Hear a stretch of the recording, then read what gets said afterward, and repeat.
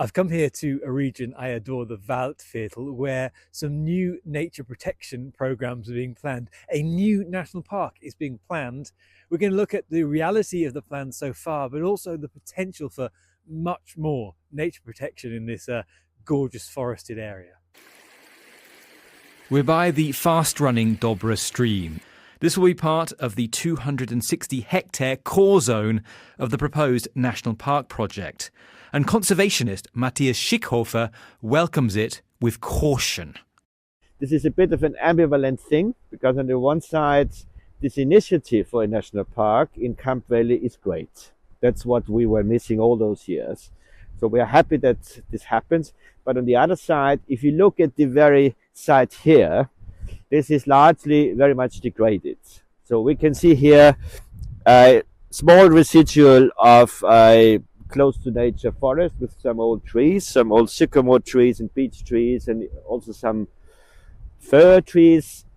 So this is a little fragment on the steep slope, a little fragment of the ancient forest of this area. But on the other side, you can see that there was fresh logging. There was a beech forest, an aged beech forest, I think 120 years old beech trees. They were logged maybe last year. And now you can see that this is a cleaned area, this is a clear area with a little bit of regeneration, but it's a slope looking south where there is a lot of heat in summer, so the slope is probably drying out a lot. Yeah. Also over there we can see there was a lot of logging. Still there's a lot of spruce plantations in the area, and they want to take out the spruce timber before they protect it, which is a bit strange. So this is definitely not a good idea.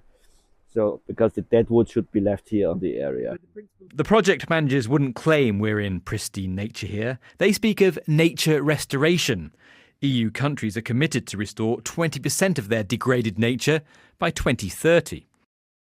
It is good if larger areas are set aside, are not managed anymore, are left for natural processes, even if this includes former spruce plantations.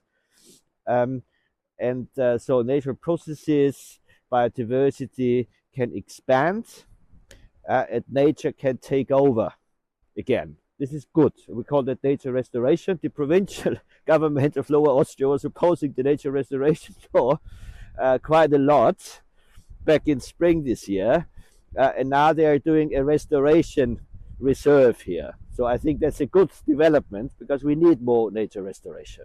In that area, there are some tiny fragments of nature, of intact nature left. But if you go downstream to the so-called middle Kamp Valley, there is large areas, and they are not protected properly. There was logging in the past years in old growth forests, and there are hundreds of hectares of forests which are very close to primary forests even, so extremely valuable and extremely rare in Austria these days.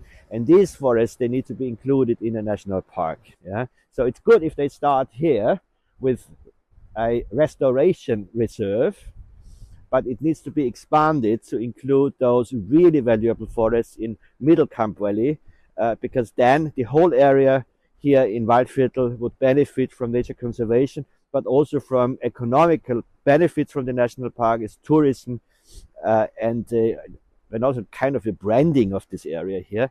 So it would be for the benefit for humans and for nature. To explain more about his vision of a valuable national park, Matthias takes me to an area outside of the current plans where the cyclical rhythms of nature are working well. Yeah, we're a little bit downstream of the planned Dobra Valley Reserve, and we are now at the edge of a small private forest reserve, and we can see some of very old beech trees and ash trees and lime trees over there.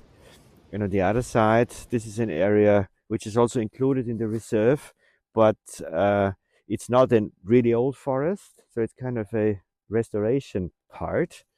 And we can see some spruce trees over there, and they're all dead.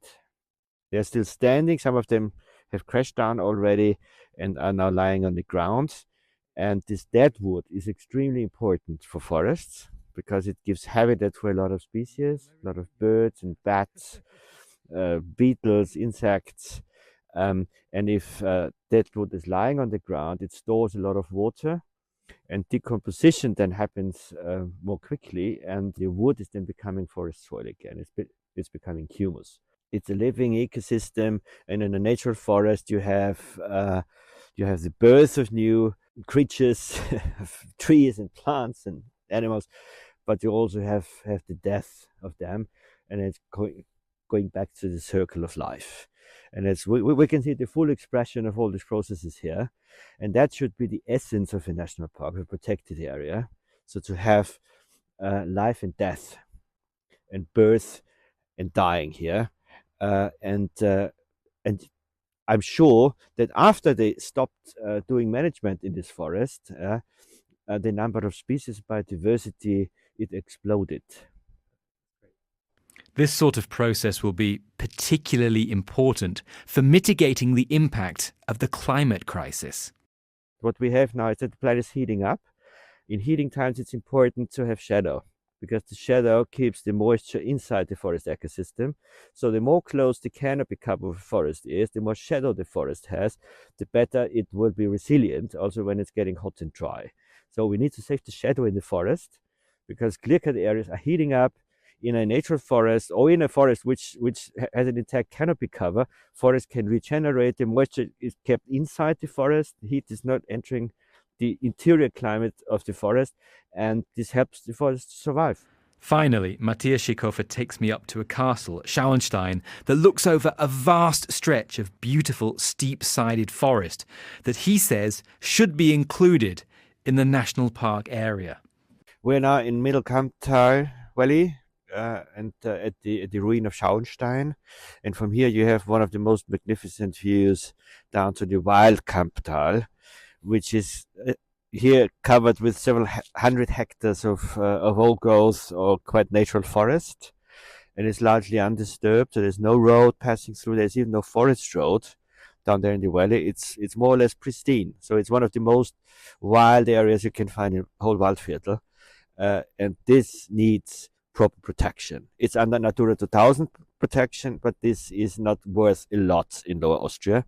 So this needs better protection. And I understand that the forest owners here potentially have interest in putting this forest under strict protection in return to compensation. Okay, so what are the barriers to have an expanded national park? We've seen the area where it could be, you want it to be bigger. What's in the way of that happening? It's a bit difficult to understand. I think one of the reasons is that the provincial government wants to refer to areas which are easily accessible for them. And these are the areas of the Windhagsche Stipendienstiftung, where they have access. Here they have to negotiate with private landowners. And this is more tricky, this is more difficult, you need more funds. And also what I heard from members of the provincial government is that they're concerned that they will not have enough funds to compensate the forest owners here. But I think if you put that in relation to, I don't know, creating new Kreisverkehre or anything else in Lower Austria, there should be funds to compensate the forest owners. That's not a big deal. Yeah, there are 500 million euro spent for road construction every year in Lower Austria.